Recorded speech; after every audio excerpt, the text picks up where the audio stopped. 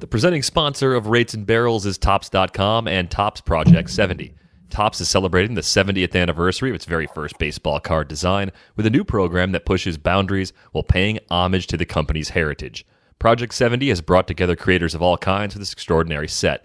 Graphic designers, tattoo and graffiti artists, animators, illustrators, painters, and even a jeweler make up the artist roster, which includes names like Snoop Dogg, Action Bronson, Ben Baller, Jeff Staple, Tyson Beck, Alex Pardee, and more. Each artist will select their own MLB players and Topps designs from any year to craft a unique story. Ever want to know what Mike Trout would look like in a 1970s Topps design? Or how about Fernando Tatis Jr. in a classic template from the 1950s? Now you can. 3 new cards launch daily all year long on Topps.com and are only available for 70 hours before they're gone for good. And while you're there, be on the lookout for special cards. Head to Topps.com to learn more about Project 70 and to check out which cards are live right now.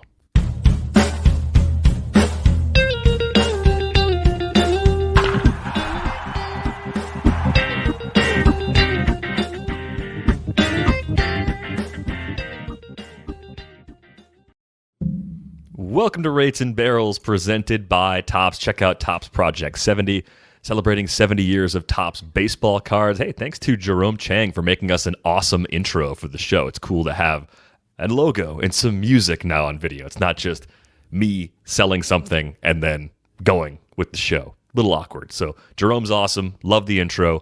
Going to keep adding more cool stuff here as we roll along. Derek Van Riper here today with Eno Sarahs. What do you want to add? Bells and whistles. Oh, yes. Bells and whistles. More toys. More gadgets.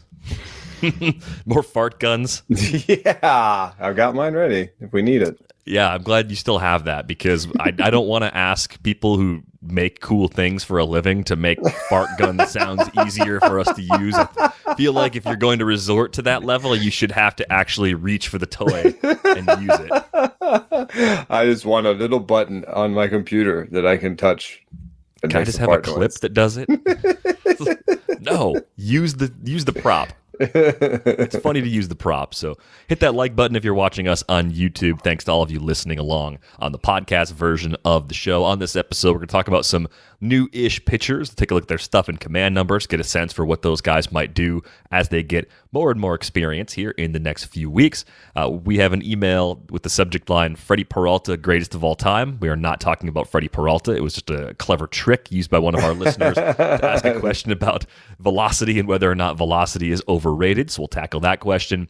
And we'll dig into some of the rest of season projections, the outliers, the guys that surprise us. We'll look at hitters mostly on today's show because CJ Cron was the focus of a question. I think there's a couple other names that really stood out to me as I was looking at that list again, thinking about the second half of the season. How was your weekend, by the way? I know you had some big plans. The interesting party you had planned for Saturday. How'd that go? It was good. The fight was pretty good. In fact, it was strange. There was 2 fights on. ESPN had a fight in pay-per-view. So we, I think, with all the undercards, we saw like 6 boxing matches. It was pretty good. And good beer was had. It was fun to see people and not have to run, or keep an eye out on the kids. So yeah, it was like after when some of my friends left, we were like, hey, let's do that again. Let's be adults. Let's get our lives back. Yeah, let's get our lives back. I was messaging you on Saturday because Saturday is my cleanest day off most weeks. I don't have any shows that day. It's literally supposed to be a day where I don't work. And it was the first day I had in a while where I was sitting there and I was fixing my schedule because my calendar has been a mess. No one cares about this, but I think this could actually help some people. And what was happening was over the course of the last year especially, I kept adjusting my schedule to accommodate everybody else with different recordings and things I work on. And it's good to be flexible to a point. At a certain point, it starts to work against you and your days start early and end late and you don't do enough with the time in between tasks and then you're just glued to your computer way more than you should be. So I had take the schedule by the horns. My schedule has horns, it's a bull. Take the schedule by the horns moment, get it all back configured, and now I have more time for activities like parties and being an adult, which it's so lame to say, oh, I had to clear out my schedule to like make it a priority to go hang out with my friends. But I just had to find those pockets of time outside of I've got Saturday. Like that doesn't work for most people. There are other times to hang out. Hey, you want to get a beer after work on Tuesday? You want to go to dinner on Thursday? Now I can, because I'm not a clown with my schedule anymore. So shout out to all the people who've helped me with that over the years. I finally, at age 36, think I might have a handle on my schedule. The schedule note I should pass along. Monday, Thursday, Friday this week for the show, with the All-Star break coming up, with the holiday next week, all sorts of different things.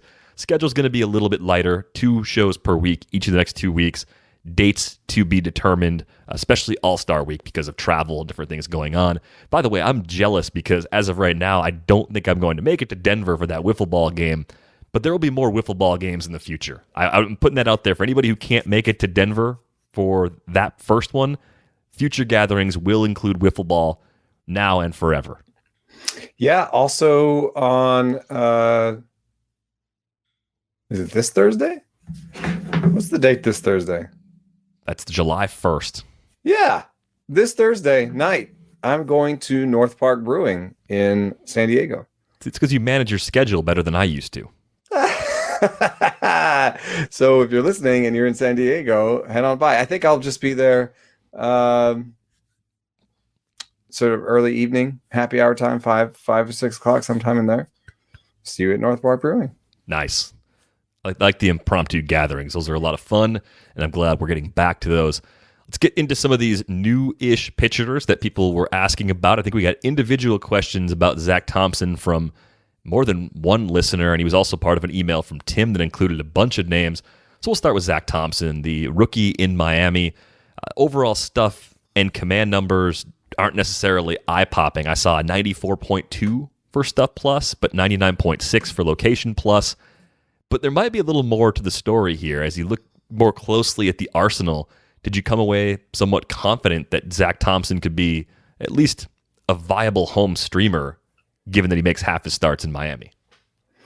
Yeah, one thing that stuck out to me and might make sense given his inconsistent minor league command and homer numbers is that I think he's probably kind of making the transition, or has made the transition, to where the cutter is like his primary pitch. I looked over at Brooks Baseball, and he's throwing the cutter when he's behind in the count. So it's definitely a thing that he uses for called strikes and for whiffs. And that's a good sign, I think, because his four-seam fastball doesn't rate that well. And so the cutter, I think, has to be kind of a strike getter for him. The bad news is the curveball rates really poorly by Stuff, and that's his secondary he trusts the most. So I don't know what to do with the fact that the changeup gets great Stuff numbers, but he threw 10 of them, and he didn't even have a grade for it on Fangraphs. And then the curveball gets an 85 Stuff Plus, and he's throwing a ton of them. So there's obviously maybe a disconnect between how Stuff Plus sees the curveball and how maybe the Marlins see the curveball. Yeah, I think that's something you've mentioned in the past, that teams have their own way of measuring pitches on a similar scale.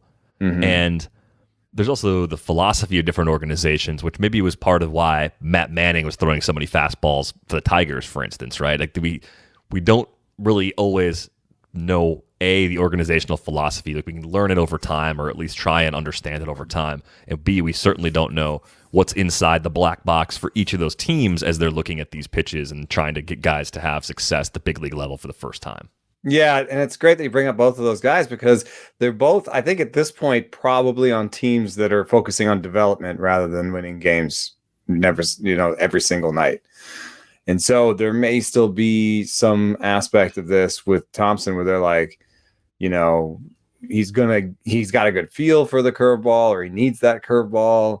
We're bringing the changeup along slowly, whatever it is, like maybe the goal is to have him throw more changeups in the future, and they do think it's an asset, and they just have to coach it out of him slowly, because if he throws the changeup and it gets hit for a homer one time, a lot of times a young pitcher can say like, well, I knew that pitch was no good, I'm not going to throw it. Yeah, it shakes it off. The next 5 times the catcher puts it down, and a couple And there goes the games pitch. past that it's gone. Yeah, the catcher stops putting it down because he knows the pitcher doesn't want to throw it. So I think Thompson for now is more of a 15-team mixed league sort of guy. I think in a shallow league, it'd have to be a 2-start week, maybe 2 home starts even for me to push him into the mix. The one thing about Marlins pitchers in general, though, is that they're like the highest quality streamers, and they get to, if you think about it, no other Marlins pitcher is a matchups play. Marlins starter, maybe Eliezer Hernandez when he comes out. Yeah, well, actually, good question. I got that on Twitter earlier today. Pablo Lopez was among the pitchers. One of my followers was wondering about, and he's got. I think he's an every down guy at this point. At Philly. Anyway, my point is, Zach Thompson becomes rosterable because he's a really high quality bench pitcher, right? Because you can just move him in and out based on matchups. And he's absolutely the kind of guy who can win games or at least get you, nice ERAs in Florida. Yeah. I mean, I like pitchers that have command right away. Like that. It's always good if you're looking on the wire and your choices are guys that are bad at everything, or at least the guy that has command. Obviously, the guy with command has something he can build off of. And that probably describes this next guy very well. Colby Allard, actually above average command so far. Stuff is just not good. The changeup is his best secondary, and it's a pretty average pitch. So I think he's pretty clearly just an innings eater. But I wonder if, because of the ballpark in Arlington, the new park there, are we looking at a similar setup to what we have in Miami now in Texas, where sometimes just having a job in that rotation might be enough to make you at least useful at home? I mean, obviously, no one wants to throw mediocre pitchers or even average pitchers against the Astros right now. But the rest of the division, especially with no Trout for the Angels, a lot of soft landing spots in the AL West. We talked about that all season. Texas is low-key like one of those better places to get good matchups for your pitchers right now. What do you see in that profile with Allard? I know he's really young and he used to have prospect pedigree, but I came away looking at it and saying it's like he still doesn't have a great pitch to go out there and get hitters to swing and miss.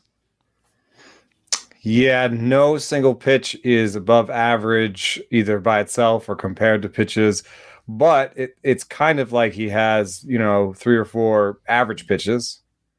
So I think on the nights when he has great command, he can win a game. His command plus is 101, so that fits in with location plus. It's a guy who, has a bunch of pitches and can win on a given night. But yeah, I would want to do weaker offenses at home. And if there is like a kind of Florida Texas thing, then obviously the Texas one is not as nice because it's A, not that same stadium, and then B, you got a DH. So, I think a lot of these guys that we're going to talk about are matchups guys. So far, between these two, Thompson is the guy I would maybe graduate from that and be like at least a bench guy. Right. Probably, I think as we go through, Thompson versus this third guy, Bailey Ober, I think is probably a pretty tough toss-up. Like I think the next guy we're going to talk about is probably the best of the entire bunch, and the numbers make it really easy to see why. But Ober was on the receiving end of a Chris Young comp from a friend of mine. He's tall, throws a lot of strikes.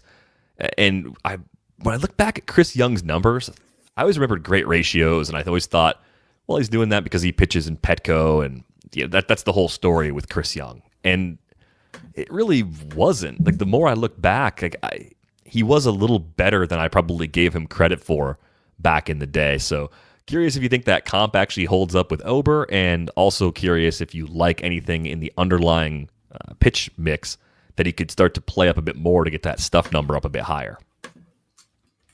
All right, hold on. I'm furiously getting Chris Young stats up because I thought he was always worse than I thought when I looked at his numbers. Hey, look at that. A career 3.95 ERA and 1,300 innings. Yeah, some good years. Some not great strikeout numbers. He, just the thing that was funny about him is he didn't really have a secondary pitch. Right, and the Ks went away over the course of his career. Like early in his career in San Diego, 8 Ks per 9 pretty consistently back in an era where that was pretty good. By the end of his career, the ratios weren't awful. He was in the high 5s, low 6 range, kind of like Wade Miley, like that's what he became in his later years, which that was the Chris Young that I was always kind of frustrated by, but early career Chris Young was a pretty good pitcher. Yeah. But any case, could it overdo that? The four-seam fastball is almost his best pitch. I mean, it's 96 stuff plus when you compare it to other four-seam fastballs. So that's about as good as any of his pitches. His changeup is average. His slider is average. This curveball, this says, is not very good. Let me see what his command plus is. I don't have too much going for me. I think for me, Thompson's ahead of Ober.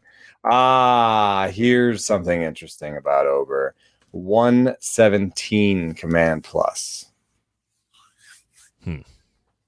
So just once you put the 117 command plus with that stuff number, I still think I have Thompson ahead just because the park matchup, all that stuff is better. But Ober's roster rule, dude. Like a 117 command plus is. Let me get my rankings out. There's very few people that have that. In my last rankings, 117 command plus is Zach Wheeler, DeGrom, Berrios, Pablo Lopez, Ryu. Ryu has a 118. Greinke 118. So that's pretty good command plus. With the stuff plus number in, he kind of compares okay to Chris Paddock, 97 stuff plus, 116 command plus. JT Brubaker, 95, 115. Who else did he compare well to? Alex Wood. And I think that's actually pretty good. Alex Wood, but in the AL. So I still like Thompson. I think like Thompson would make my 95 through 100, and Ober should have been in sort of the 100 to 110. Yeah, it's pretty interesting. I mean, I was looking at the location plus number, and that's quite a bit lower. So I was surprised that there's that much of a difference. Oh, I did put Ober 111. So hey, that's not bad. I actually had him in there. They don't always track exactly correctly because, and I wonder if there's some of a story here or something to kind of analyze at some point. But location plus is just, do they put them in the right location? And command plus is, do they do what we think he intended to do with the ball? Both have their flaws, of course, but in between there, like one has a coaching effect, right? Like you could command the ball well, but be told by your coaches to put them in bad places, or like by the game plan or whatever, or maybe it's in a certain matchup, you're actually going for things that look like they're not good locations, but against that player is a good location. Like down the Broad Street is actually an interesting location for some players. Like so some players that just take balls there a lot, So, I think command plus is superior in a lot of ways, but location plus tracks it so closely that, and they're in the same place, it's easier to use those sometimes. But I believe that Ober has excellent command because that lines up with his Fangraphs grades, a 60 command grade, walk rates of like somewhere around 1 per 9 in the minor leagues, and tiny little homer rates. So if you take the nicer view of his home run rate as the bat does, you get a 398, 116. Oof, maybe I'm talking myself into Ober over Thompson, but they're fairly close. Yeah, I think they belong in the same group. Now, Sammy Long has come up a few times. I think we talked about him maybe when he first debuted because the minor league numbers really pop for him. Excellent K rates, good results. And the stuff plus number is awesome, 109.7 so far, location plus at 103.7. I think of all the players we've talked about so far, I was looking at the individual pitches before we started recording, Sammy Long's curveball is the best pitch that anybody in this segment of the show offers. Like if you give any of these guys that pitch, that would change a lot about them. So I think that kind of puts Long clearly ahead of the rest of this group. Yeah, I mean, no matter how you look at Sammy Long, if it's stuff, command, results, projections, he's the easy best player in this grouping. Just one thing that you can just look at his bat projection: 3.70, 124 with 10 strikeouts per 9. That's excellent. Command plus is above average. Stuff plus is well above average. Stuff plus is above average for 3 out of his 4 pitches. And yeah, there's a little bit of weakness in the fastball, which I think certain teams will, exploit and get to him. I don't think he's a perfect pitcher. But the one nice thing about Long is I think he does have enough command on. He has a 110 location plus on the curveball. I think he has enough command of that curveball, and from watching him, just sort of the eyeball test, he goes to the curveball sometimes when people are expecting fastball. Like he can go to the curveball to get a strike. So I all around, yes, best pitcher in the grouping. I've always wondered if there's a way to quantify a pitcher's ability to be unpredictable, and that's just basically counting the pitches. I think a lot of times, but even within that, like there's certain instances where there are guys that they might have 3 or 4 pitches, but they only trust one in a tight spot, and opposing teams figure that out, right? Is there any way that you think we could quantify that? It's a huge part of Stuff Plus. It's a huge hole, maybe in the analysis, is that people can change their Stuff Plus by changing their pitch mix, right? They can, or like theoretically, you could have a guy like Denilson Lamet who just like shows well in Stuff Plus because he has 2 good pitches, but that means he only has 2 pitches, right? And so he'll have a home run rate. So you have to, like, when you aggregate the Stuff Plus, you have to have some sort of idea of how many pitches he has, I think.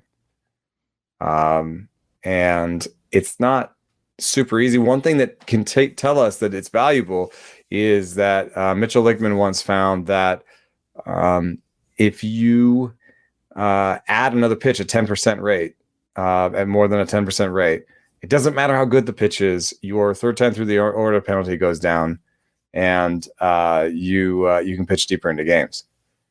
So that right there is meaningful, right? If you're trying to project innings and you're trying to, make that link between how many pitches does someone have and the outcome. So maybe that's the thing. You count how many pitches they have over 10%, and that's a meaningful sort of input into your model.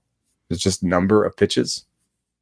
Yeah, I mean, I think that has to be the starting point. I'm hoping we'll get to a point eventually where we can drill down even further and kind of separate the guys that get happy with one pitch as opposed to those who continue to use all their pitches in various situations, especially the tight spots in particular. Yeah, I agree with you. And that's something I've tried to look at, like the idea that like a pitcher should be like 30-30-30 if they have 3 pitches in every count. Yeah. And definitely it's something that, like Tanner Roark has said to me is like, I need to use all my pitches to both guys with both hands. I started using his changeup to righties and his breaking ball to lefties, I think. And I have some quote somewhere where he's like, yeah, the reason is I have to use all my pitches at all times. And it has to be like sort of 30-30-30 every time. And that is a little bit harder to throw into the model. As far as Long goes, though, there might be some shallow leagues where he's still out there. I think he's actually rosterable, possibly even in 10-team leagues, but definitely in 12s. And I don't think we would say that about anybody else in this group other than maybe Thompson and Ober in those right situations, but consistently rosterable in more shallow leagues, I think is a way to look at Long at this point. The other name on this list, Bailey Falter. I haven't had a chance to see Falter pitch at all, so I'm relying entirely on numbers in this case. Not terrible stuff, but a tick below average. Location plus is really encouraging there. I'm so scared by the ballpark. I just want to be encouraged by everything before I take a chance on an unknown in Philly. Yeah, it's a good point, and it just, there's a little faint evidence that it's bad for pitcher development in general. I think just to have a pitcher come up and have to deal with that. Just look at Spencer Howard, and Spencer Howard has at least two good pitches and some potential, and was like thought of to be one of the very best pitching prospects in baseball, right? Yeah. I mean, at least the top 10, top 15 among pitching prospects.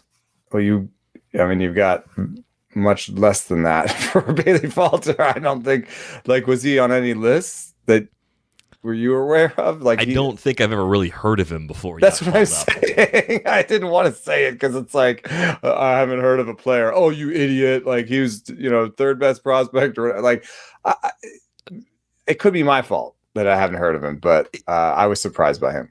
It can be, but I'll own this for 2020 with no minor league season. You can go back into the lower levels of the minors, which are even harder to track from 2019, and have that kind of memory. I've got an okay memory, but sorry, I didn't know who Bailey Falter was prior to this season. My bad if you're bothered by that. If that has shattered the illusion, I'm very, very sorry.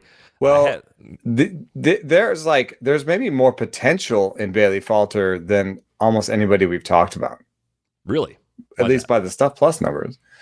A 121 four-seam fastball by Stuff Plus, a 121 curveball, a 104 slider. That would rival Sam Long's collection of pitches. Right now, what's keeping the Stuff Plus number down is that he's throwing a bad sinker a lot. Sometimes pitches, sometimes a pitcher is like, I have to throw the sinker because my slider works better off of it or whatever, right? But you could see a slightly different version of this where he goes four-seam curveball slider, and all of a sudden he has like a 105 Stuff Plus or 110. I mean, that potential's in him. So the question originally came in from Tim. I think he was looking specifically for pitchers to stash away in deep keeper and dynasty leagues, or just those leagues where no one's really available until they debut unexpectedly. And these are the types of names that pop up in those leagues. The way you're describing Falter, that makes me think that maybe he's one of the more interesting stashes of the bunch. Could be a bumpy road getting there with the ballpark and these factors, but if he unlocks it and gets to the better pitches in that arsenal more consistently, the payoff could be a pretty significant one. Yeah, the final piece here that's really interesting is he has a 110 command plus. So, we've been talking about these different kind of groupings of skills and stuff. He's a little bit like Bailey Ober with like better potential stuff, right? Really good command, 4-pitch mix, maybe potential to kind of change that mix up a little bit and be better. So, I think long term, if we're talking about sort of keeper grouping and a this year grouping, I mean, this I think Falter and Long are probably, Long is the best this year, but Falter gets a lot closer to Long when you're talking about long term projections, because isn't Sammy Long is like 27 too, 25. Long is, he's a little older, and Thompson I think is the oldest of this entire bunch. Thompson's 27 already. Yeah, so that was part of my concern when they call. He's the best matchups play this year if like that's all you're looking for, because you're gonna get a lot of good matchups out of him. And Sammy Long's right there too, though, because he's got San Francisco home. So we got a sort of Long, Ober, Falter, Thompson grouping. That's and Allard clearly last. Yeah, Allard clearly last. Maybe this guy can hang out with Colby Allard, who, Allard, of course, a former Brave. Kyle Muller, recently called up by Atlanta. Stuff Plus a tick below average. Location Plus well below average. Curious where the command comes in there. Is there anything in the underlying numbers that you see with Muller that gives you some reasons for optimism? Dude, here's one where it tracks. Kyle Muller's command plus is 87. That's below the dreaded reliever shelf of around 90, where it just becomes a lot less likely that you're a starting pitcher. Of course, a player like Dylan Cease got from 87 to kind of 92, 93 this year. So it's not impossible to change your command, often by changing your pitching mix. But, when you look through Muller's groupings of pitches, I don't think that there's such an obvious fix here. I mean, unless he just starts to believe in his changeup more and throws it more, because that's the pitch that has like a good stuff rating, and he only threw 8 of. However, the location plus on the changeup is 79. So I'm guessing that he just can't command it. There was always that with Carlos Rodon, where it's like his changeup does really well by stuff numbers, but he can't command it, so he doesn't throw it. And if that's the case here with that changeup, then he's a guy with like 2 okay breaking balls and below average fastball and poor command. So a multi-inning reliever. Bulk guy. I bet you. Yeah. But maybe for Atlanta, he gets pressed into business this year because Atlanta just lost Soroka for the year again. Re-tore it. Oh, that sucks, man. That's so A, that sounds painful, and B, you just feel awful that he went through the rehab the first time and now has to do it again. Yeah, sucks for him. And it's somebody else that hurt there too. Fried's coming back this week, but I think there's still that sort of permanent open spot for the 5 spot in Atlanta, right? We've been trying some Bryce Wilson. Muller could take that in a short-term thing. I think that next year you'd hope to have someone better in that spot. Yeah, I think that's been a little bit of an ongoing problem for Atlanta for the last couple of seasons now. They've certainly done a good job developing some of that young pitching. Ian Anderson, Fried, who they traded for, of course, a couple success stories, and complementing it well with a few free agent signings, just trying to round it out. Can't quite find that 5th guy in Atlanta. Maybe a team that goes out and adds one more pitcher at the deadline, too. I don't think we really mentioned them when we were talking about possible trades during the show on Friday. Kyle Wright, for example, looks better through most of this. Most of the same metrics. Kyle Wright has a slightly better command, slightly better stuff plus, and slightly better command plus. But actually, they're both not that great, and so it's kind of actually similar. It's the same with Bryce Wilson still too, right? They can't get separation from each other. Yeah. I wouldn't declare a favorite out of all those guys, except for Bryce Wilson has the best command, but the worst stuff. And then there was Tucker Davidson for a little while. That one, I think that would be my favorite, actually. He's hurt, though. Get that left forearm inflammation out until mid-August. And that turned a lot worse than expected really quickly. Yeah, my comp for Bryce Wilson was Robert Giselman, so do with that as you will. I think that's holding up at this point, given the bumpy road. A bunch of pitches, but none of them are any good. Sorry. trying to do the right thing. Me and back on a Monday, though. If dreams of vacations and enjoying the fun of life are turning back into a reality for you, don't let concerns over financial setbacks keep you from saying yes. Credit Karma helps keep your financial goals in check so you won't have to hit pause on a good time ahead. Credit Karma's game-changing technology shows you tailored offers for credit cards and personal loans that you're more likely to be approved for so you can apply with more confidence. They use your credit and other financial information to show you custom recommendations. Whether you want cash back, travel rewards, or to consolidate debt, Credit Karma can help you find the offers that fit your goals. With a selection of options and approval odds, you have the power to make informed decisions. Credit Karma. Apply with confidence. Go to creditkarma.com/podcast to learn more and to find offers tailored just for you. That's creditkarma.com/podcast, or you can see your offers on the Credit Karma app. Apply with confidence today. Go to creditkarma.com/podcast or the Credit Karma app. Well, look, no one's perfect. Even the best baseball players strike out with the bases loaded. The best golfers sometimes three-putt with the tournament on the line. So if you feel like you come up short in the bedroom sometimes, it's perfectly okay. But if it's bothering you, there are options. Go to GetRoman.com/rates now. With Roman, you can get a free online evaluation and ongoing care for ED, all from the comfort and privacy of your home. A U.S. licensed healthcare professional will work with you to find the best treatment plan. If medication is appropriate, it ships to you free with 2-day shipping. The whole process is straightforward and discreet. Getting started is simple.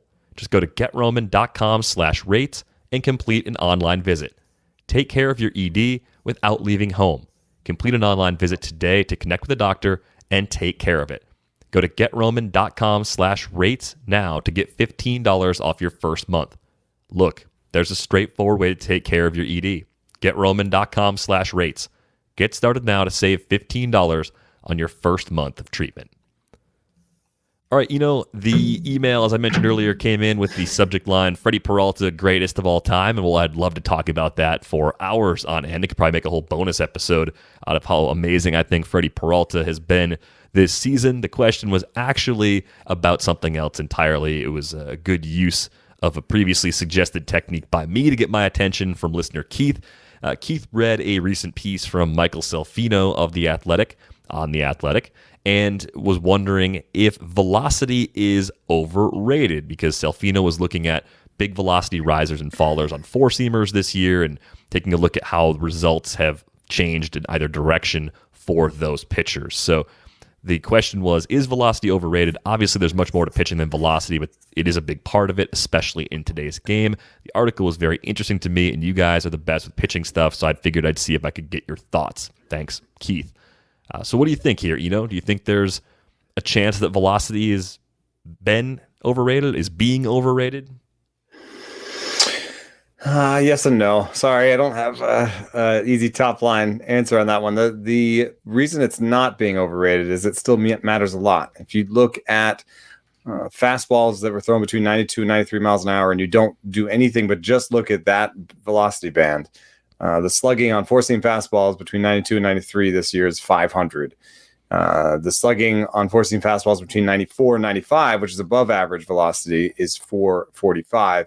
So you're basically going from everybody being Chris Bryant against you with a 92 to 93 mile an hour fastball to everybody being Andrew McCutchen against you if you're 94, 95, just to give context on that. So it still matters a lot. And even in our piece that we did with Max Bay, who will be moving on to a team, sadly, which makes something like 5 straight analysts I've worked with being hired by teams. Yeah, I made the sad face because I had access to this black box this time, and I'm not always going to be that lucky. So I'm Well, the good news about that is at Stuff Plus, we are going to try and take that off his platter before he leaves us and turn it into some sort of app. So that's still a plan, and it has to be done this year because we're going to lose him. Anyway, when we were working on Stuff Plus, he had the feature importance, and the first one is velocity differential, and then you get spin and movement differentials. So the fact that spin and movement are so powerful still means a lot. So movement means a lot. However, when you see something like velocity differential and you say, well, couldn't you just have like a super slow curveball and be like Greinke, where you throw 90, but you have a 70 mile an hour curveball? Isn't that good enough? It is to some extent, but the velocity differential on all your pitches is meaningful. So if you had a 90 mile an hour fastball and an 86 mile an hour slider and a 70 mile an hour curveball, the slider, would have some problems because you only had a 90 mile an hour fastball, right? So velocity differential is actually fastball velocity. You know what I mean? Because fastball velocity creates the differerential for everything else. Yeah, and timing is what you're trying to throw off. Timing, that's what I'm talking about. It's all relative differences. So, you see big league hitters hit home runs on 100 mile an hour fastballs sometimes. It's not just purely the velocity that makes those pitches great. I think so it matters how many pitches you have, right? That's the one hole I think in Stuff Plus is how many pitches you have, because you could have a guy even like Chapman sometimes gets taken deep, and he's adding a split finger, this year, just to mix things up. But you can have a guy I think, I don't want to pick on anybody, but Michelle Baez, or is it Michael? I think it's Michael. Why did I say Michelle? Obviously not Michelle. Anyway, you never know. I always thought his name was Michael. Yes. Probably not Michelle. Michael Baez sometimes gives up homers, and doesn't he have a tremendous fastball? Yeah. Well, and this is, as a that's why. It's Michel. Yeah, of course that's not Michelle, you idiot. Let me see. What do I have here? 96. I've seen him throw 100 and give up homers. I mean, I saw this. This one will stick out in my head forever because it's one of the most ridiculous home runs I've ever seen. I saw Kike Hernandez hit a 99-mile-an-hour Josh Hader fastball out that was above or at the top of the strike zone. Jeez, because he was looking for it. Like it was before the pitch mix changes. I think it was 2 seasons ago, 2019, when he did. Yeah, he's starting to throw way more pitches. Like he's throwing changeups. Yeah, because hitters were just sitting fastball. Anyway, so. Yeah, command, number of pitches, movement on the pitches, all tremendously important. And it's possible that we're seeing the effect of velocity matter less in today's game than before because average velocity has gone up so much that velocity is just what it requires to get here. You know, like you can't be throwing 80 miles an hour and no matter how good your movement was, you're probably not going to make it in the big leagues at 80. So it requires to get to 93. But once you're in the big leagues, is there that they might not be as much. There may be other things that predict your success better than the fact that you throw 93.5 versus 92.6 or whatever. Yeah. I mean, I think that's it's all a longer way of saying with more hitters. Well, with hitters being more accustomed to seeing pitchers throwing that hard too. It's not just that one trait anymore. That would have been something that made you stand out 15, 20 years ago. If you threw 100 in 1999, that was a really big deal even back then. You go further back in time. The further back you go, the more Velo alone would have popped like that. I remember being super excited to go to the park to see Joel Zumaya. I just remember I'm going to see 100. I think that was probably the first time I saw 100 in the park. I believe it. Yeah, it really wasn't that common just a decade ago, and they put they made like a whole package out of it. They had like Zoomaya and like he hit 100, and they had like a whole video package on the big screen for him. And I always wanted him to have like a long stretch of good seasons as a closer because it would have been a lot of fun if that had played out that way. Thanks a lot for the question, Keith. I had a question coming about CJ Cron's lofty rest of season projection. It comes from Sean. Sean writes, after hearing Derek talk about leaning into the Bat X's WOBA rest of season projections, a lot of acronyms there, in search of value and arbitrage, I noticed how highly CJ Cron is rated, 24th among hitters between Stanton and Bellinger, with an acceptable 25-ish% K rate. In your opinion, is this indeed value or the dreaded Coors-related outlier? Among Rockies, only Story, Blackmon, and McMahon appear in the top 100, but Cron is tops among them. Are there any mitigating stats to look for to avoid leaning too hard into the ex-WOBA, or do you implicitly trust Cardi's methodology? Thanks again for the great work all three of you do. Sean.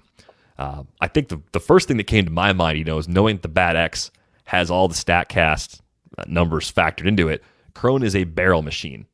He will pop in that system because he barrels a lot of balls. He's done that for years. Even as a kind of an average batting average guy with a lower OBP, he's not your traditional high walk rate masher.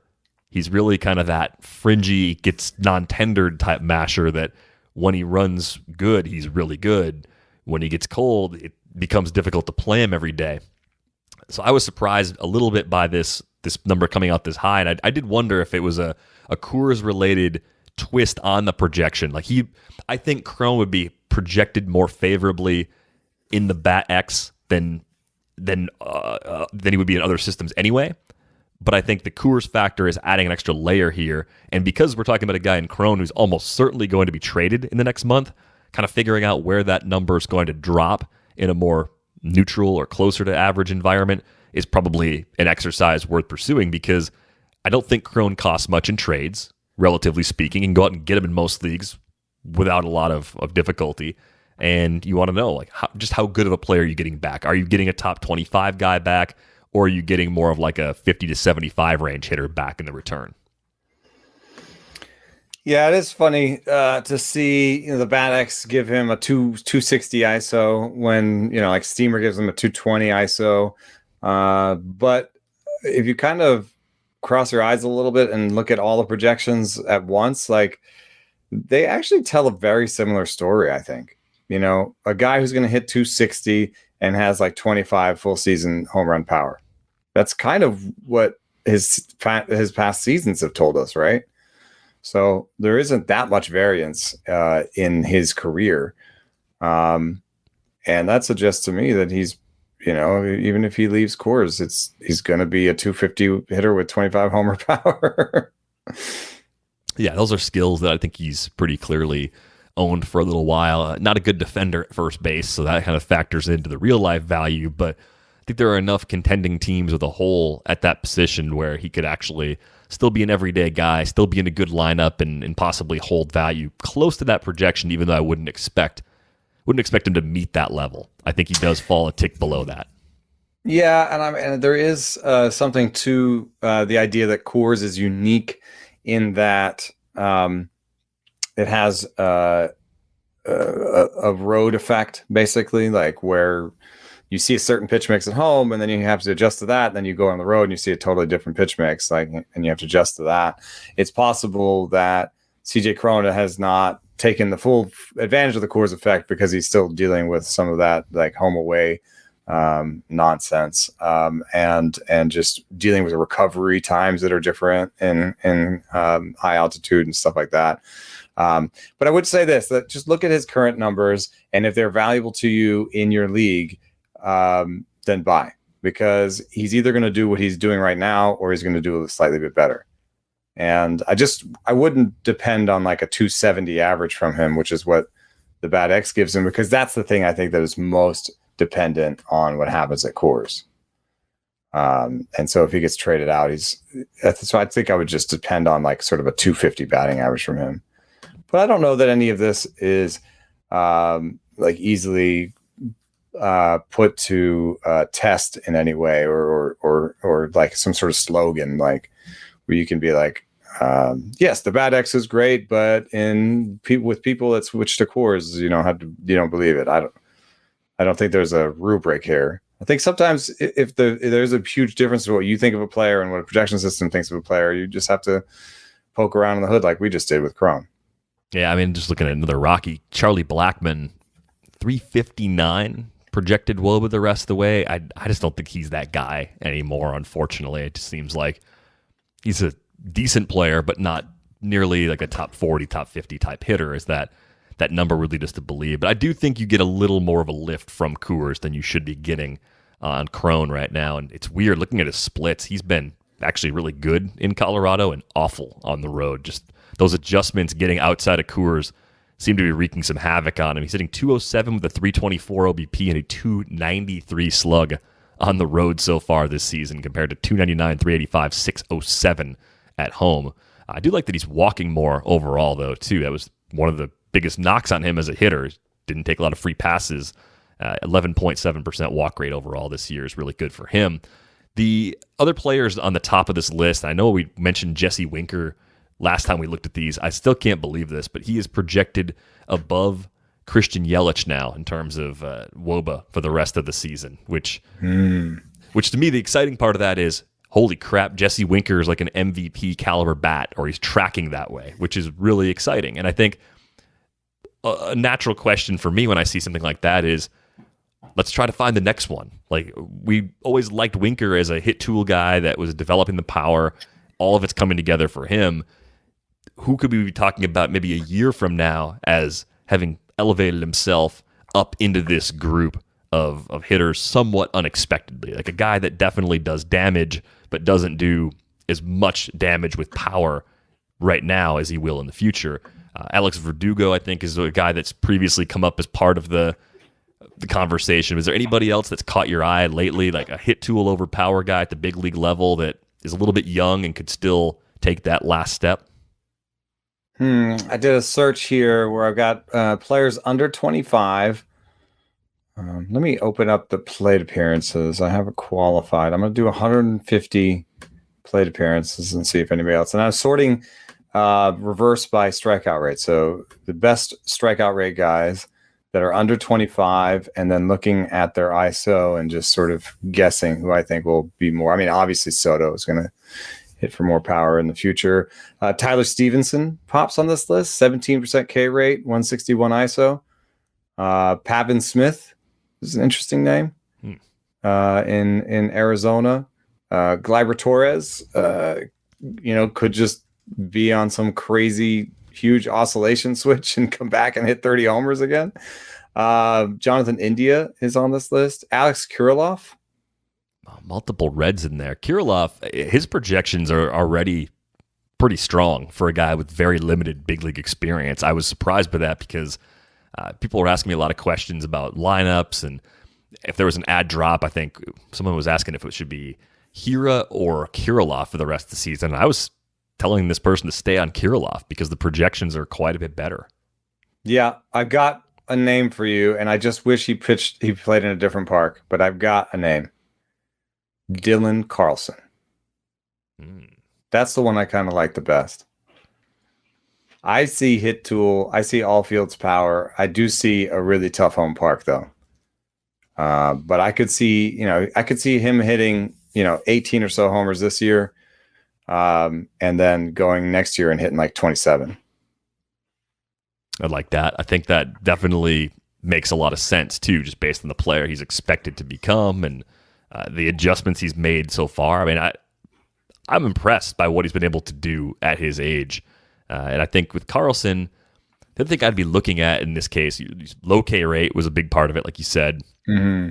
Are you looking for guys that are starting to show either a slight increase in exit velocity or barrel rate? Maybe they haven't done the full leap yet, but they're at least kind of tracking in the right direction. Like his barrel rate compared to last year, again, shortened season, not even a full season for him, is down a little bit, 7% right now, 9.2% last year. But he is up a tick and a half just in terms of average exit velocity. Like I think that's the sort of movement that could possibly foreshadow a bigger step down the road. Yeah, the nice thing is you can actually put barrel and max EV and hard hit on your Fangraphs leaderboards. Love that they have that. Let me take out base running. I don't need that. All right. So I'm going to just do this whole table again. And I've got they're under 25 and I'm sorting by strikeout rate, but now I've got the hard hit stuff going there. So same list. Who's got the best hard hit max EV barrel combination? Soto, obviously. That was just sort of kidding, joking, putting that in there. But Austin Hayes is a batter I didn't say that has the best barrel rate and max EV combo in this grouping. Another standout, India's are pretty good. Wow, Jonathan India has hit a ball 110 this year. Kirilloff's are the very best of the grouping we were talking about. Kirilloff might be a monster, barrel rate. Yeah, like he's showing some early career indicators that point to a very high ceiling. But Dylan Carlson is in that second grouping of guys I could see that could take off. Also, I don't know if you think that Kyle Tucker is hitting a lot of homers right now or not hitting a lot of homers right now. But if you think he's not hitting a lot of homers right now, I think he will hit a lot of homers. I kind of feel like he's already hitting a lot. Like right. Like he's going to have like 25 or so this year. I could see him getting to like 30, 35 though. All right, one more level coming from him. Yeah, that'd be huge. Look at the K rate down at 15.7%. Love to see that. That's 11% barrel rate, 111 max EV. Like he hits the ball hard, he makes a lot of contact. He's still stealing bases. Like if you're gonna do one of those deals like where you give a guy like 3 or 4 players and you just want to get one keeper back, you're in like a keep 5 or something. Kyle Tucker is still somebody that's on my list. Yeah, I think he was. I mean, because he was already a easy top 50, probably like top 30, top 35 type player in a lot of drafts going into 2021.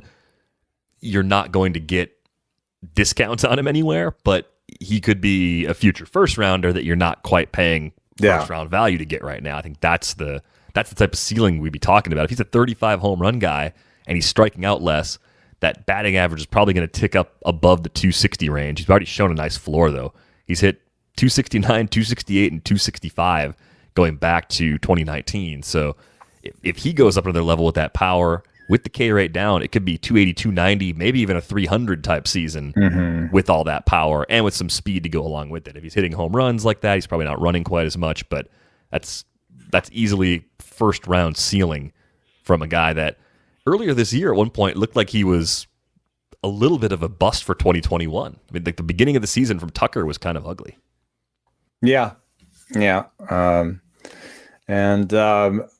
just like he across the board, especially when you start throwing age in there, he's just got all the skills you want to see for a big breakout. So like Tucker and Kirilloff are one level.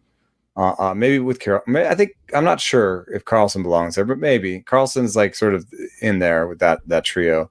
And then the next group are more sort of long shots that could do it, where you've got Tyler Stevenson, who has like a 107 max exit velo, 7% barrel rate, nice home park. Pavin Smith has bad StatCast numbers for the most part, but he does have the contact rate. Josh Naylor, 18% strikeout rate, 150 ISO, 7% barrel rate, 115 max EV.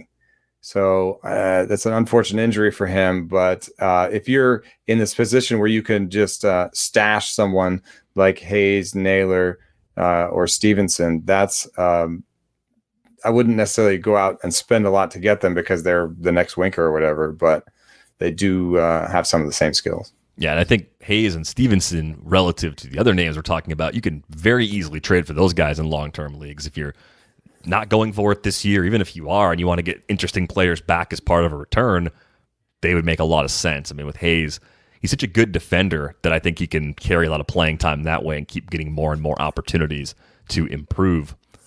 Had a question come in about trading in leagues that I thought was really interesting. Kind of a question, kind of a rant. This one came in from Matt. He writes, I'm not sure when it started, but it seems the industry as a whole has adopted a "you should never veto a trade" motto, backed up by statements like everyone can manage how they want, or you don't know how a trade will end up. I feel obligated to at least try to offer a counterpoint. What this ideology fails to realize is that the foundation that a league even sits on is a completely significant time and energy dedication over the course of multiple months across 10 or more people. This time has no ROI when looked at in terms of money, family, etc. It is a pure labor of love. In many cases, this is true. Unfair trades signal that winning a relatively insignificant amount of money or a fake championship is more valuable than the significant time commitment of 10 or more people. It decreases each manager's ability to have, over the course of the year, via lower levels of competitiveness as well as over an infinite time span if those managers decide the league is not worth the time commitment at all. I'm watching a league I've run for 10 to 15 years fold because of a manager who consistently puts winning above all else in this capacity. Should I reconsider how I spend my time, or should we reconsider what we want to be as a fantasy community? Best, Matt. I thought this was kind of interesting just because I know there are a lot of leagues out there that are not high-stakes leagues where it is your friends you played with for a long time, or maybe it's your friends and some friends of friends, and you dedicate several hours to draft day, and you dedicate maybe an hour a week managing the team in season, and all it takes is a couple of lopsided trades, and it just breaks everything for the rest of the season and possibly longer in a keeper league. It's so easy to swing the balance over multiple years if you catch the right sort of bad deal. What are your thoughts on this? Do you think we need to have a better system maybe for evaluating trades in keeper leagues and maybe not have the completely open, let's not veto trades, let people decide for themselves? Because I can totally see the other side of the argument, but I've never really stopped to think about how much damage these trades do and whether or not it's just not worth having them at all in some cases. Yeah, I have a long-time basketball league where one owner has just amassed so much talent that this year I was just like, for the first time, thought, do we need to change the rules somehow? My longest-term baseball league has been helped by the fact that I haven't won. There was a while where I'd won 8 years in a row or something, or 6 years in a row, and so now they've gotten better, and they've gotten I've slipped to second and third the last couple of years at times, and it's head to head, so there is still an element of chance. I'm not sure if I'm answering the question. That that's when sometimes I think people stop playing. Is like someone has put together a super team just by out efforting you, winning a bunch of trades by a little bit, and nobody vetoed them along the way. And now he's got a team where you're just like, oh, what's the point? I would say that I think the way to attack that is structurally with rules changes. It's a little bit like blaming the ball or whatever in baseball, rather than like trying to do something structural. Now I think they're getting to the point where they're going to try and do something structural. They're obviously already doing it with the sticky stuff, and they're thinking about the mound changes and stuff. So kudos to them. But I think that's what you have to do. You have to act like the commissioner of your game. Your fantasy league, you need to have a strong commissioner, or at least everybody there needs to have buy-in as if they were the commissioner, in terms of like, this is what I want to see incentivized, and this is what my complaints to the league, and this is, we don't like streaming. Bob wins every year because he just streams all the time. Well, guess what? That's pretty easy. You go in there and you put a cap, a weekly movement cap, or a season movement cap, or whatever. There's lots of different ways you can put, K9 in. I don't know. There's all sorts of different ways that you can attack that, and you incentivize Bob not to stream. I'm still not answering the question, am I? I just don't like the feeling of like, you think you can run these two teams better than those two people. I think the thing I'd rather change incentives above it so that people make better decisions or think about things differently than to attack each. It's like a symptom, right? Each like bad trade is just a symptom. Think about the causes of that and change the rules rather than like take someone's trade away from them. Trades are so hard. I'm just like, if I got a trade through and then it got vetoed, I'd be like, An took hour me so long lost. to get this trade. A literal full hour of work with the back and forth, the emails, the texts, the phone calls. Oh, hours, dude. So I have trades that have taken years. I do find it frustrating when half the league or more is unable to keep up with another team because that team leverages trades better than other people do. And like, anyone could go out and make those trades, but I think there's maybe some internal discipline that some people have when they play fantasy baseball, that they don't want to rip people off. Like, some people actually believe that. They just say, I want to make a good deal for me, but it's cool if it's a good deal for you too. Other people say, I want to destroy you in this trade and go destroy someone else in a trade and have the best possible super team, right? There's differing mindsets, I think, in the way some people go about their trading in the first place. That's where I'm sort of talking about, like, everyone buy in and everyone have the commissioner mindset of your own league. Because in my 12-team dynasty that I've had for, I don't know, 15 years or something, that's how I feel. I don't want to rip everybody off because they're then more likely to leave, you know? And as commissioner, I have to go find that replacement, and plus that one's not for money. So it's just, let's have a good time. Let me have Jose Urquidy because I think he's going to be great, but I'm going to give you a good price for him.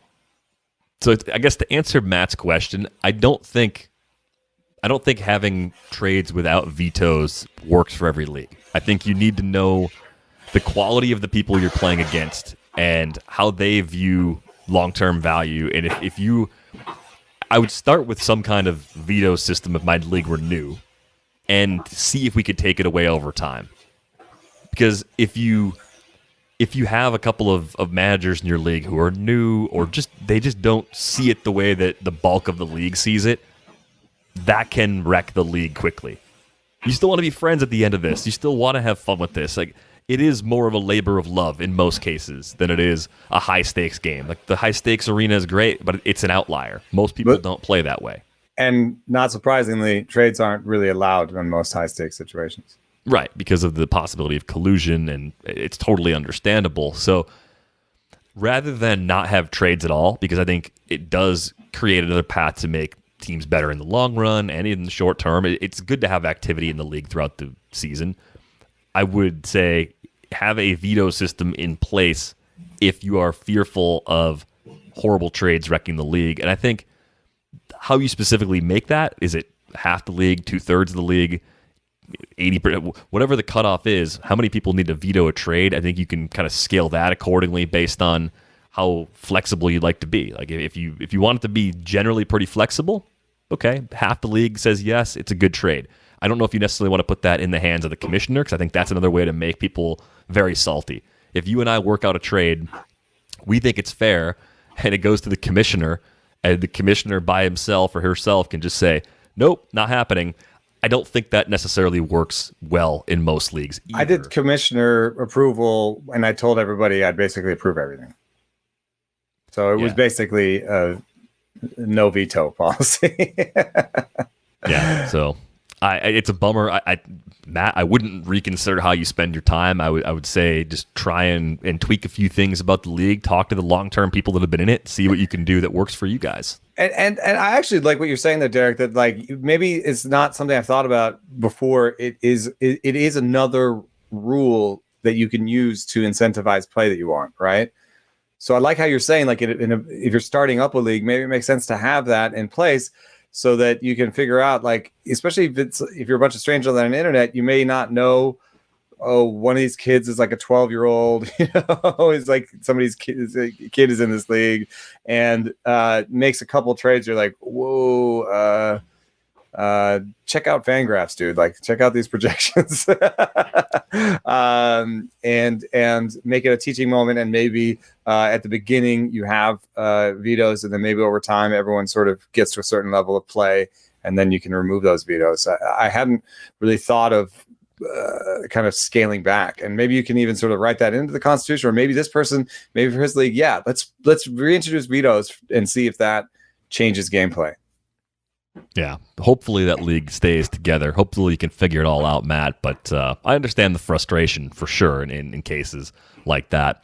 One last question that came in for this episode. This one came from Will. Will writes that he has actually mentioned Rates and Barrels in a job interview, which I hope that got you the job and didn't automatically disqualify you for the position. But I'm glad we're making an impact in the broader world out there.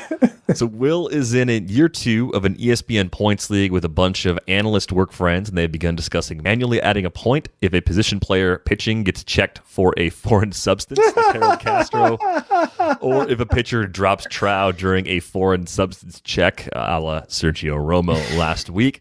The questions are, have either of you been in the league with similar point shenanigans? If so, what were they?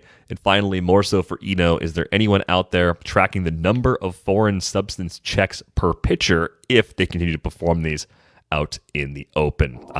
To the second question, I haven't seen any counters like that. I've seen people count a lot of stuff and maintain a lot of spreadsheets in the last few years, and I haven't seen anyone tracking that yet. The problem is it is not done out in the open. It seems that way because we get these clips. It's being done between.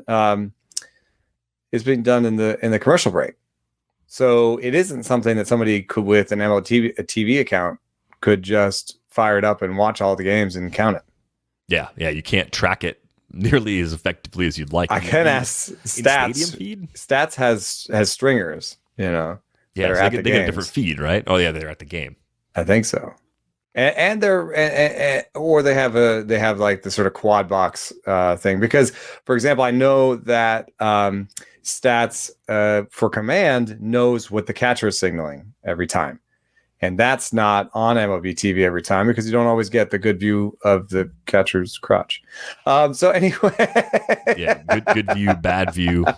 You know, depends on your perspective, I guess. I always thought it was a little bit of a strange thing in baseball. It's like we all gather around and let's all gather in and closely stare at the catcher's crotch. Sports, a lot of weird stuff like that. Look at how every football play starts. That's right. Weird. That's right. I watched rugby this weekend. Right, right by the butthole. A lot of hands in awkward places in rugby scrums. Oh, I've heard that they are brutal to each other. And in water polo, I heard that underneath the water, they're like pulling your underwear off and grabbing your. Yeah, a lot of grabbing and clutching and kicking and things that happens in water polo. Ugly game below the water. I'd play one game and be like, "Why did you touch me there? I'm out. I'm done with this." Yeah. See you guys later. I'm not playing this ever again. Tracking weird things. Like to me, like people play with some things that I think are pretty weird, like triples and complete games. Like complete games, dude.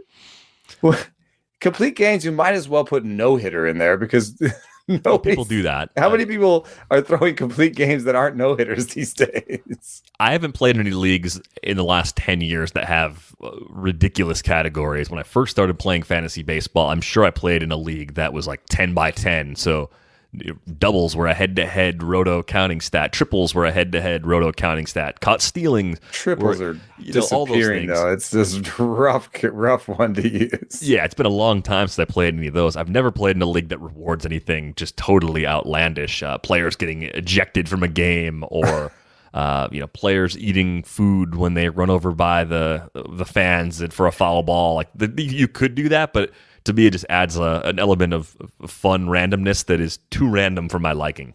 Correct me if I'm wrong. It's been a while, but I used to actually play fantasy hockey.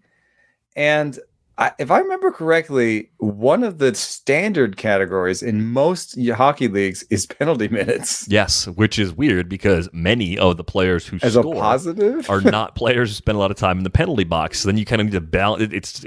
It's like some sort of defensive goon guy stat. Is that they're trying to give value to some defensive guys or something? Yeah, or you need the pest. You need the pest that can also score 20 goals in a season, because then it gives you that categorical balance. I think like some guy, it was a Sean Avery or something. Sean Avery was like a guy who always had tons of penalty minutes and enough assists and goals. I think I remember rostering him a fair amount. But yeah, rewarding penalty minutes in a hockey league is like bad. In baseball, suspension days.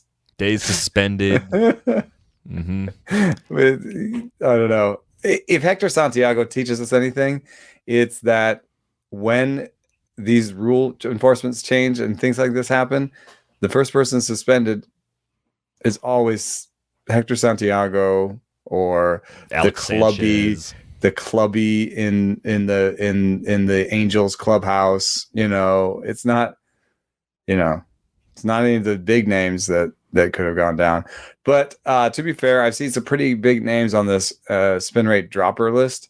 So could just be that all the big names were like, yep, I'm not getting caught for this. Could be. I mean, there was a story about Santiago. He said it's just rosin and sweat in his glove, and they took his glove away and they're checking it out. So we'll see what those tests reveal. But yeah, keeping an eye on that story. And you're right. I mean, Alex Sanchez was the first person I think popped for PEDs when that became a big testing thing back in the mid 2000s, I think was when they put that into effect.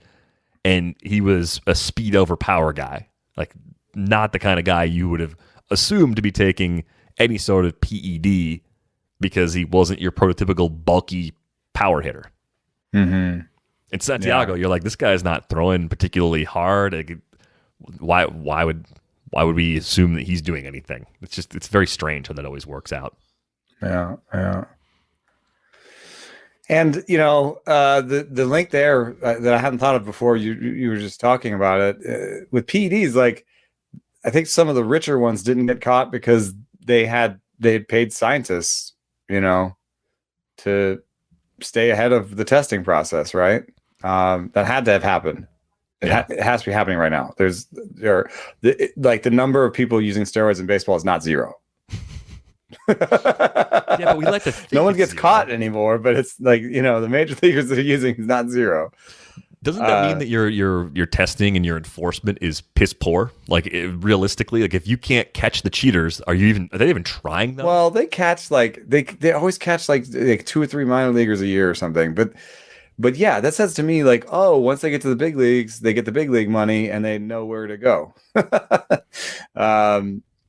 So I don't know. I wonder if there's some sort of parallel here because Trevor Bauer did give a really interesting interview during the game on Sunday night where he talked about all these different topics. And I think that he mostly aligned with the stuff I've been saying and reporting. So there wasn't anything that our readers would be too surprised by. But he did mention that he thinks that enforcement is kind of a little bit laughable forget exactly what his way of describing it was, but he was sort of getting at the fact that like it's rote. They do the same thing. They look at the hat, they look at the belt, they look at the glove. Like maybe if you're rich enough, and maybe it wasn't teams that had a chemist, maybe it was like a pitcher that paid a chemist to come up with something. You could probably ask your chemist to come up with a good place to put that wasn't your hat or your glove or your belt.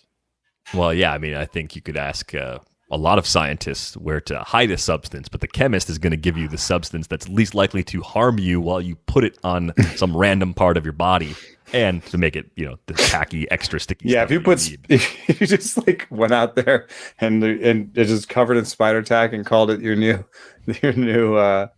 sunscreen. Oh, it's just sunscreen. It'd be hilarious because it's like caramel colored.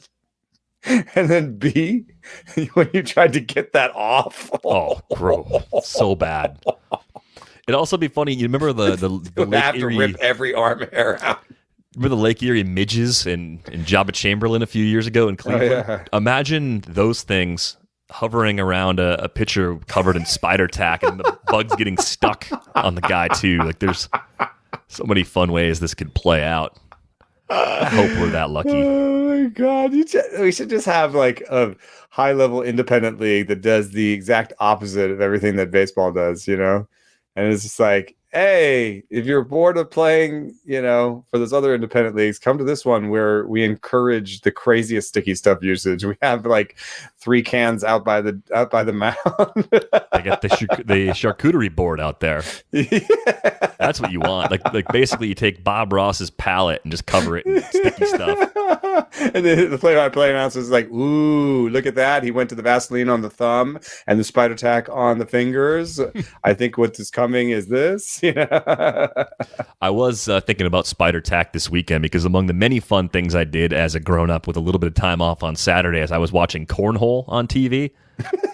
And I was watching as rugby. One does. So yes, I went from NBA. You were watching playoffs. rugby, and then it finished, and the next thing that came on was cornhole. Here's what I watched this on weekend. ESPN Ocho. So my wife was a gymnast up into the beginning part of college, so she loves gymnastics. Obviously, big deal with Summer Olympics coming up. The U.S. trials were this weekend. I think the track and field was on too. So we had the gymnastics trials on. Then we had Bucks Hawks on. Then we had the rugby championship, which was old. It was like 10 o'clock at night, and this was a replay. It was awesome. It was really fun to watch, even though I understood about a third of what was happening. This was my first time ever watching 11v11 rugby. And then cornhole was on, and I changed the channel, and cornhole was on a different channel. And then axe throwing was on, which is crazy. Just crazy to see these bar games getting this much coverage. But cornhole having 2 TV deals, I'm excited about that. And it makes me excited about the future of pickleball, too, because I think it's going to get there. I'm telling you guys, pickleball, it's already big just behind the scenes. It's going to be on the scene real soon. Speaking of on the scene, if you would like to get a subscription to The Athletic, you can get one for $3.99 a month at theathletic.com/rates and barrels. All the baseball coverage, all the coverage we do for all the sports, all for one low price. It's a great deal. Again, theathletic.com/rates and barrels. On Twitter, he is at Eno Saris. I am at Derek Van Riper. You can drop us a line via email, ratesandbarrels@theathletic.com. That is going to wrap things up for this episode of Rates and Barrels. We are back with you on Thursday. Thanks for listening.